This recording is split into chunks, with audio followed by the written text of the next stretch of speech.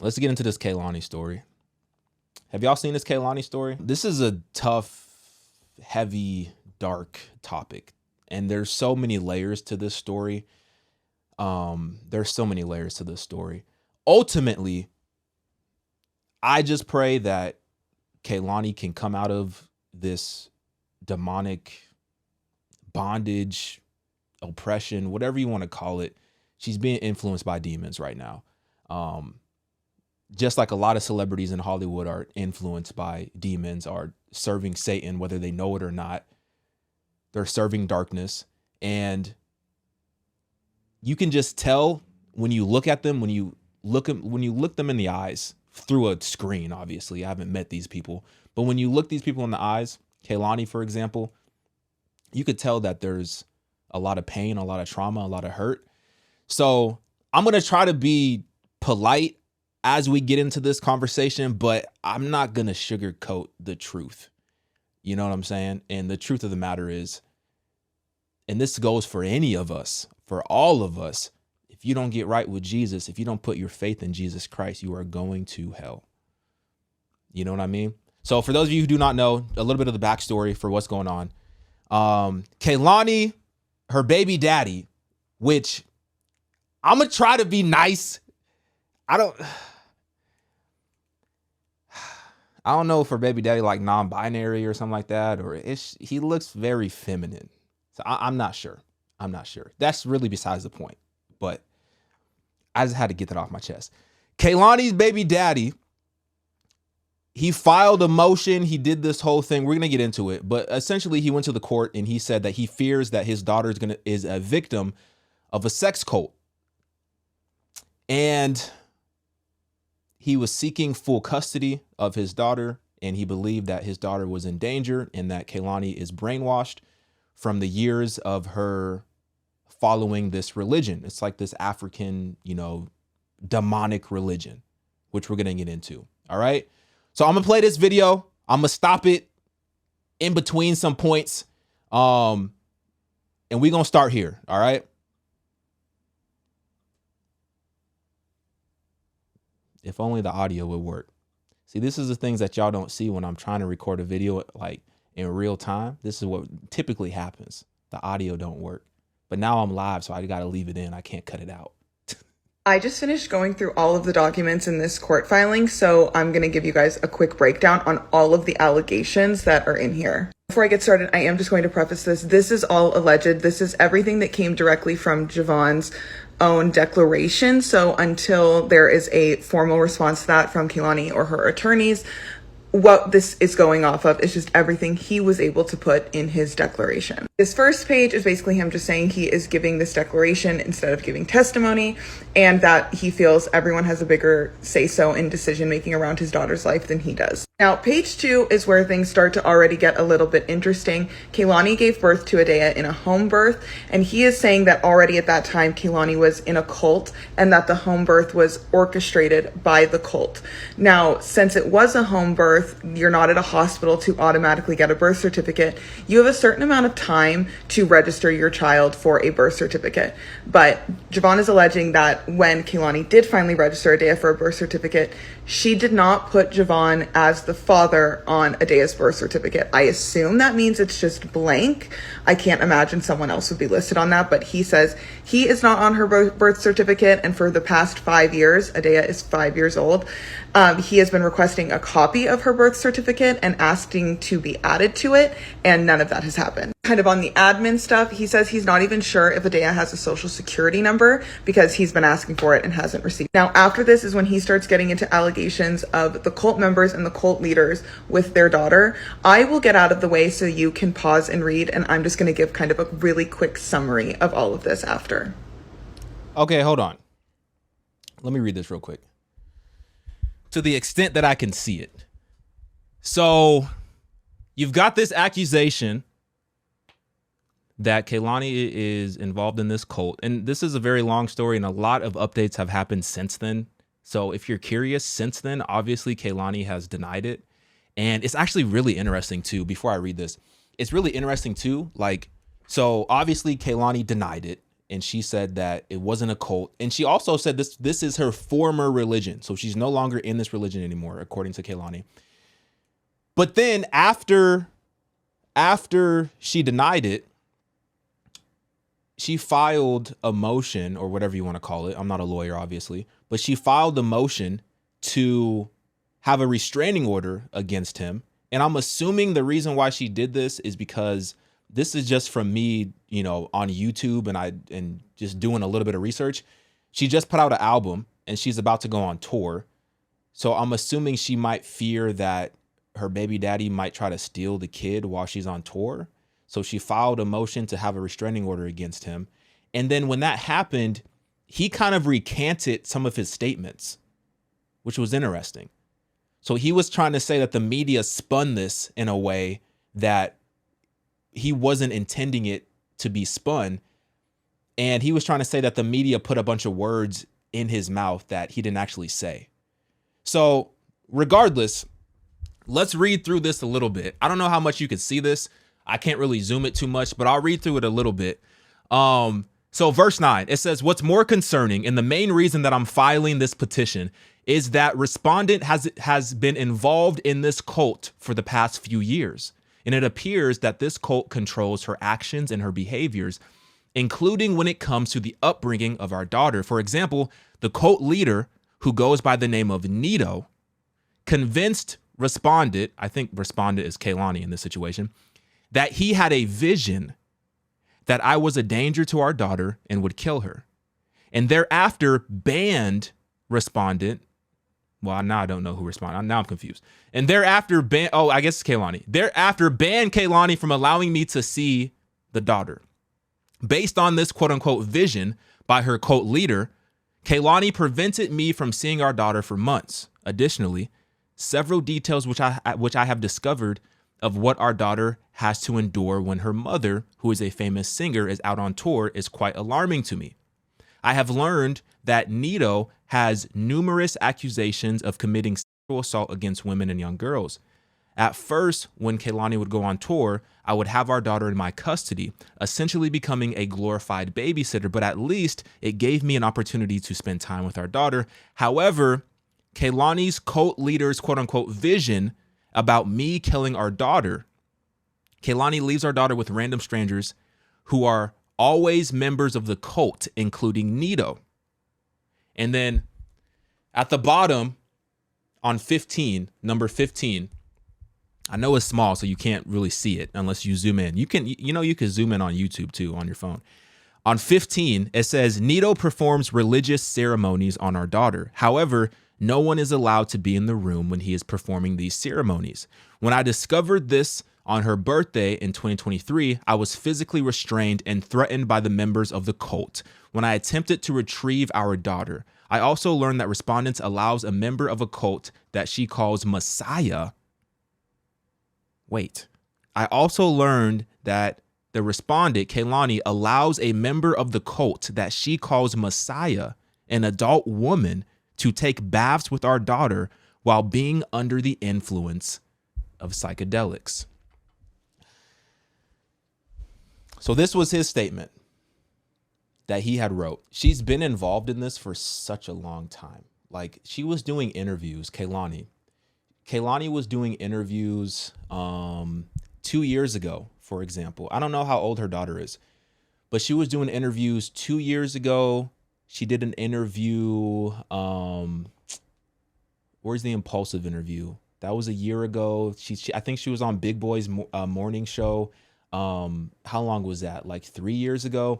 She has been very vocal about her involvement in this religion. So, like, from the baby daddy standpoint, bro, you ain't see the red flags. You know what I'm saying? You ain't see the red flags before you laid down with her. I ain't trying to be disrespectful, but you didn't see this before? I don't know the age.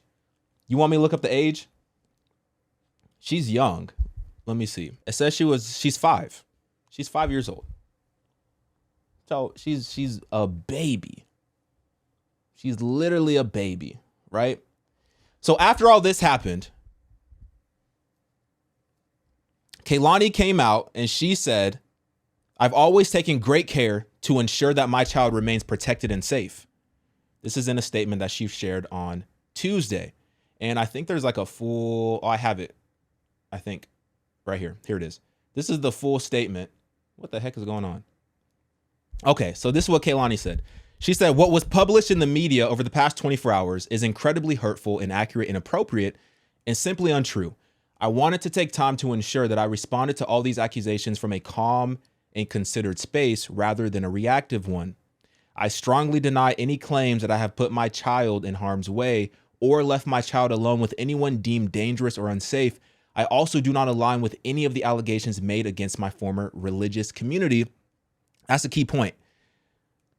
Against my former religious community and have been stated in the media. So clearly, I mean, if it's former, you could one could assume that something was going on that caused you to walk away from it. Something. I don't know what it was, but something was going on that caused her to walk away from it. I've always taken great care to ensure that my child remains protected and safe at all times. My child and my commitment to motherhood have always been my sole driving force in this life and will always remain so. This is legal and private. And then she goes on to say that she's hoping that they can resolve this privately, right? Let me show this real quick. I just thought this was interesting because this is a little bit of what she was involved in. I can't play too much of it because this is from, I think it's Vogue. Let me turn the volume down a little bit. I am in a very incredible religion called La Regla de Ocha. Okay, this was a weird part that I wanted to show. So apparently, according to this religion, Regla de Ocha, and this is what she says that she's no longer involved in, right? I guess it's commonplace, and I've seen this before with like different. I guess I don't want to disrespect anybody, but I've seen this before with like different versions of like Catholicism. They'll kind of set up altars in this way. But one of the things that Kehlani was saying is that she has this altar, or that she used to have this altar. So this was about, I think, a year ago that this interview came out, that she used to have this altar that was dedicated to her old, family members that passed away, respectfully, that passed away.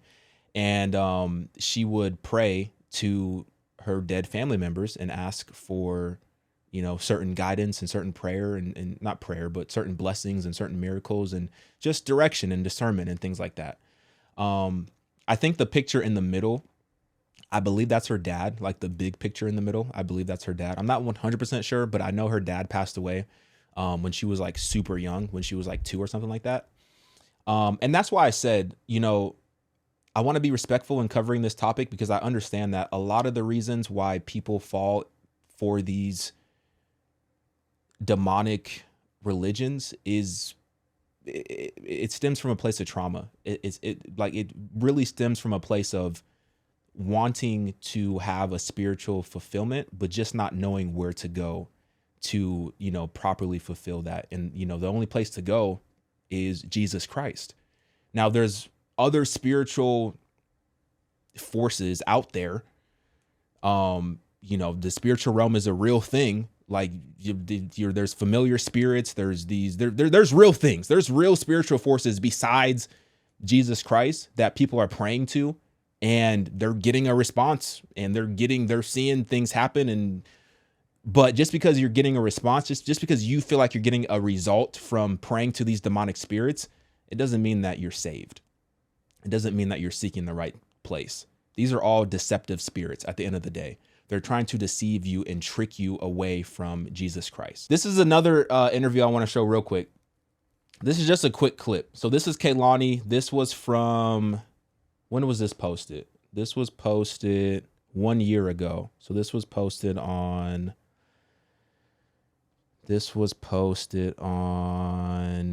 I don't even know. I don't know how to work YouTube. Oh, there it is. January 23rd, 2023.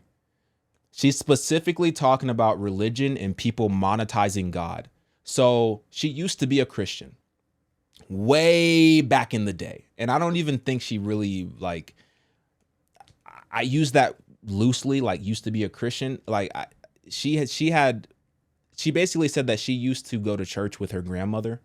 And I think she used to subscribe to some of, Christian theology. But I want to play this clip because this is very, very interesting just to kind of show her belief system and her idea of Jesus. It's very interesting. Let me play it. Having a serious commitment to like spiritual hygiene, because we can talk about like, religion. I'm a very religious person and not Christian. I wanted to ask. Yeah, I'm in an Afro-Cuban religion. So it's a very heavy emphasis on like spiritual hygiene and like spiritual cleanliness. That's actually like a process. Like I have actual things that I do when I'm feeling unwell, not just prayer. Afro-Cuban? Yeah. That's the part that was very interesting to me. She said, I have actual things that I do when I'm feeling unwell, not just prayer. I have actual things that I do when I'm feeling unwell, not just prayer. That's a very interesting perspective to have. It's almost like, these religions, these demonic religions. So in her example, this Afro-Cuban religion that she was a part of, that she says that she's no longer a part of, it's almost like they give you this false sense of empowerment. And it almost seems, and this is weird too, because this is a religion. There's no heaven or hell, which I always found very strange. There's no heaven or hell. So you're following this religion and there's no solution to the obvious problem, which is death. So what happens after you die? You just stay around and now people can pray to you and you're one of those spirits. It's just weird stuff. And this is what I'm saying. All of these things are a distraction away from the truth. Because if the devil can get you to believe that there's no heaven or hell, then you're not going to look internally. You're not going to come to a place of repentance and realize that you are in desperate, dire need of a savior because you are sinful. And the wages of sin is death. There's no solution. There's nothing that you can do with your own two hands to get yourself out of that. You have to put your faith in the one that defeated death on the cross and then rose again. Anyway, let me just play the video. Never heard of this. Enlighten me. It's Afro-Cuban religion called Lukumi. I don't really know how to do the short form version. Okay. It originated in West Africa. Do you pray? I do pray. Yeah, prayer is a big part of it. But what's the deity or like the God? It's a monotheistic, so there is God, and then there's all these pantheons of, I want to say people, but we don't want to put you on the spot for like they're called defining. the Orishas. Okay, got it. Okay. But it's originally from West Africa, and then it was brought to Cuba when Cuba was created, and it's like the birth of this traditional West African religion and Catholicism that was forced onto the slaves, and then they had to birth this religion out of secrecy and survival. And we use it to this day to just like save people's lives, change people's lives, heal them, aid them, bring them out of struggles, comfort them. I mean, all things that... Once again, she says that we use this religion to this day to save people's lives. How can you save somebody's life when y'all don't even believe in heaven or hell? Like y'all don't like what is there to save? What is there to save? Like, okay, you do this thing, right? You go through this set of meditations, these prayers, this lifestyle, whatever they do. I don't know exactly what they do. Let's just say, for example, okay, you feel better. You feel better. And now that you feel better, now you are able to be more productive. Now you're able to live a healthier life, whatever that looks like. And now you feel like you came out of a dark place and now you feel a lot better. Okay, but yeah, how come we're so heavily based on our feelings alone? Like there's so much more to just our feelings You don't always feel good when you follow Jesus Christ. You don't always feel good.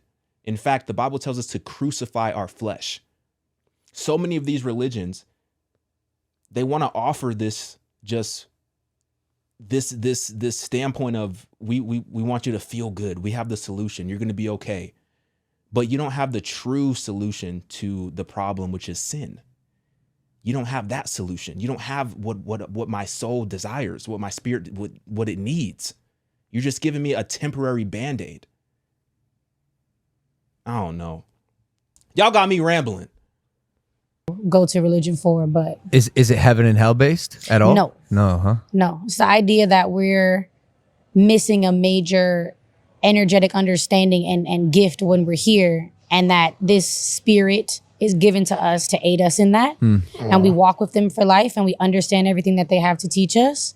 And what we do after, I mean, we also, it's heavily emphasized on like working with the dead after, and like on some like, you have your altar, you pray to your folks. You know what I'm saying? It's honestly, Christians do the same shit. I was just about to say, isn't it It's all funny the how same much shit, honestly. Let's be for real. I And wish I fuck with everybody- Jesus, and I still pray to Jesus too, because my ancestors did.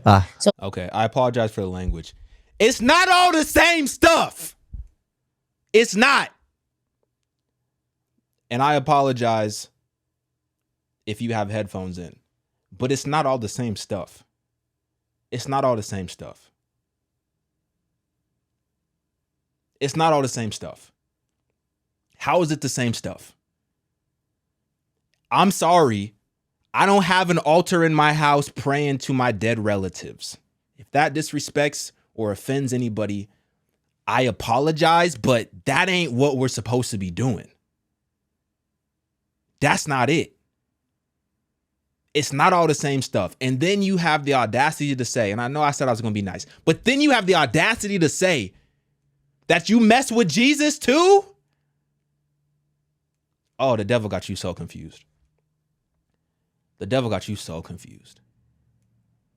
So you can sprinkle a little bit of the truth in a sea of lies.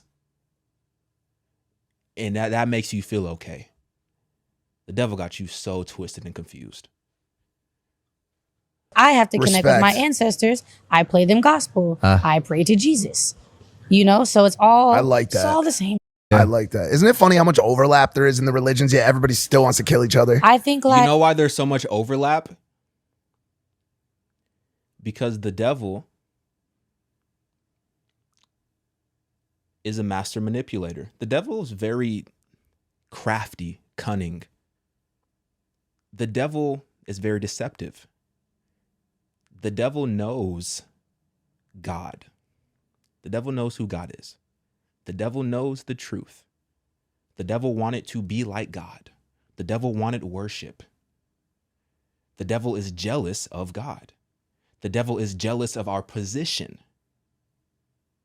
For those of us who have our faith in Jesus Christ, for those of us who are born again, the devil is highly, highly jealous to a level that I can't even articulate of our position in Christ. The reason why there's so much overlap is because the truth is found only in the Word of God. That's only found in the Bible. You have all these other religions that are pulling a little bit of the truth and they're mixing it with a whole bunch of lies. And you have so many vulnerable people who are genuinely hurt, who have experienced a lot of trauma, who have experienced the effects, the negative effects of sin on this planet. And they're impacted and they're broken and they're looking for a solution. They're looking for a savior. And you have these religions that pull a little bit of truth from the truth and they add it to their demonic doctrines, their demonic, whatever you want to call it, their demonic religions, and they serve it up to these vulnerable people, and the people fall for it. And it's terrible and it's sad. But let's not sit here and say they're all the same. it makes total sense. Like we all look different because we came from different places. just like words be sounding like the same word, but in each language, they just sound like slightly different version of one word. So why wouldn't our gods look like us, depending on where we are, and it all not just be one big energy? Damn, That's where I land. That's where I land. I mean, That's where you land, Logan. I know this was a year ago, but she said, and I know he's probably, they've both changed their views since, but it's interesting to see where people have came from. She said, how come our gods wouldn't look like us and it would all come from the same energy? And then Logan said, that's where I land.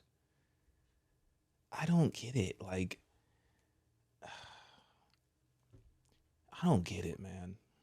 dude, like people cling to what makes them feel good. Of course. If that's what makes you feel good. And I went to church one time when I was like 15, 16, and I was in Philly randomly at this church, and this lady was like, I don't give a if any of this shit isn't real. This makes me she literally was like, this makes me want to get up in the morning and be a better person. Yes. She said, I read these stories and this inspires me to be a better member of society and a better friend and a better grandmother and a better this and da-da-da. If whatever that God is allows you to do that, God bless you. Yeah. Damn, I gotta say shout out George again real quick. He would be frothing He's at the mouth he's right a now. big religious believer, Christian, and I wish he was here for this. But I wish George was there too. I wonder what George would have said in this moment. I don't think it would have been in agreement with what she was saying whatsoever. Shout out Jesus and him. I Don't say shout out Jesus. do a little thing with Jesus and George the other. Look, I love Jesus, but Kehlani, where I have fallen short in the religion category is I get super fired up when I pinpoint the intolerance that exists in religion. yeah. Like I really don't like it, and so it's. Sometimes I agree. Beliefs have been hard for me to accept when I know how alienating they can be because they're being perpetuated in a what I believe to be a dangerous way. I mean, it's because it's become human. Yeah. God was never about being like what the man-made version of it is. Like, God is bigger than that. You know what I mean? Is people have taken it and monetized it. The book isn't even right. Like, shout out the Bible. There's some really cool stories in there, but like the book isn't even correct. You know what I mean? Like, it's when humans step into non-human things and commodify them and then like turn it into some human shit. Commodify. That's You're really 100%. do you it's connect like a with- business. Yeah. Yeah. You though although I could be quick to place judgment a certain way, if it gives people hope and purpose, it's wrong to be dismissive of it. No, Christ is You said L, Jake Paul.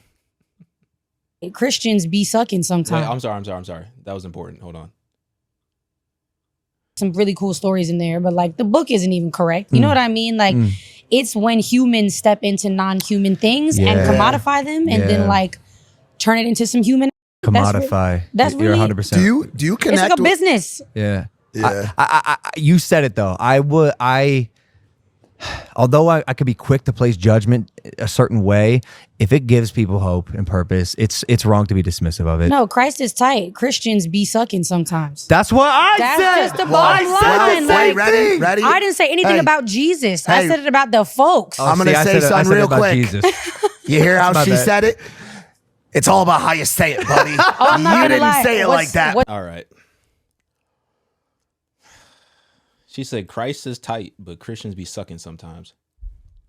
You don't even know Jesus.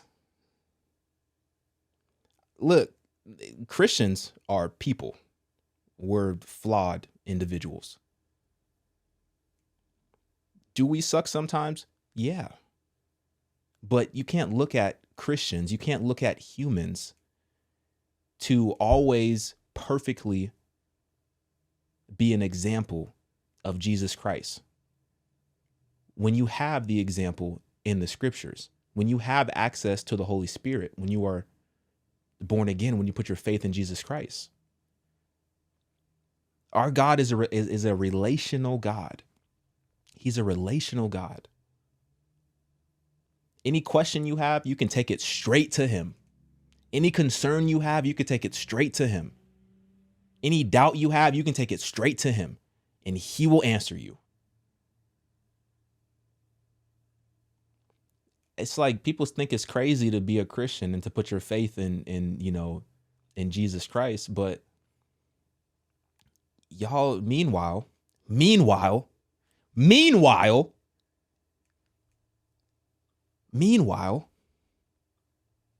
y'all sitting up here, and once again, no disrespect, but y'all sitting up here with altars to your dead relatives, praying to your dead relatives.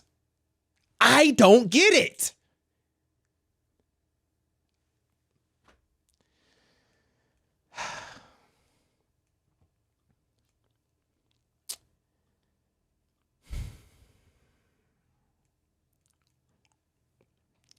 Real quick, this is a month ago, just to give you further context. So going back to the original headline, right? Kehlani's baby daddy accuses her of being in a cult and is seeking full custody of their 5-year-old daughter. A month ago, because she's doing a lot of promo, she just put out an album, she's doing tours and stuff like that. A month ago, she did this interview with Apple Music. They were talking about the shift. There's been a shift in her music. And then she starts to get into the fact that everything has changed in her life, which kind of led to a new sound. And then she said something very interesting that I would love to talk about. Let me play this real fast. The parameters that I created for myself of safety and to feel like this is how I want certain things to go, a lot of those were broken.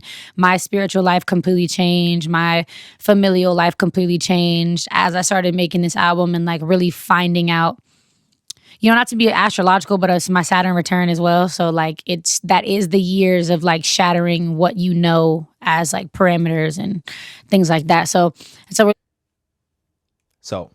she said her spiritual life has completely changed. And she already alluded to this in the statement that she made. She said that was her former religion. She's no longer a part of that. She already alluded to it. But then she says something strange. Let me turn my headphones up. Then she says something strange. I don't think I ever even knew about this before. She was talking about a Saturn return, right? A Saturn return. A Saturn return. What happens during a Saturn return? A Saturn return is the concept that every 30 or so years in a person's life, Saturn comes back to the place in the sky that it was on the day the person was born. For a lot of people, 30 also happens to be the time when a huge jump happens into adulthood. And then there's this whole article from Vogue. And Vogue says, what is a Saturn return and why is everybody talking about it? Now, Ariana Grande, she's a witch. The witchiest witch. Those are her words, not my words. So I'm not surprised to see Ariana Grande as the cover of this Saturn return thing. I don't understand this whole obsession and this whole worship of horoscopes and what's your sign and all this type of stuff. I don't like we're sitting here worshiping planets. You're worshiping planets. You're worshiping creation.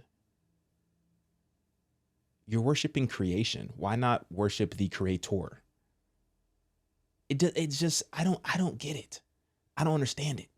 It makes no sense. So it says anyone, I need these ads off my screen, bro. Anyone who has made the transition from their late 20s into their early 30s is well aware of the growing pains. Listen to this. This is subtle. Is well aware of the tough growing pains that go on during this time. It's often a period when you're reevaluating certain aspects of your life. This is true. This is a tough age. Going from your late 20s to your early 30s is tough because you feel like, dang, I should have things more figured out than I do now. And now I'm 30, the clock's ticking. It's tough,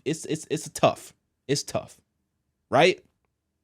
It says it's often a period when you're reevaluating certain aspects of your life and figuring out who and what you want to commit to moving forward. Fortunately, so they have the problem. Now here's the solution, right? I don't know why I'm getting these ads for some ballet leotard stuff. I don't do ballet, bruh. They have the problem, and now here's the solution, right? Fortunately, there's an astrological term for this specific life stage, the Saturn return. And it's been having a major moment in pop culture recently. Now, everybody's talking about the Saturn return.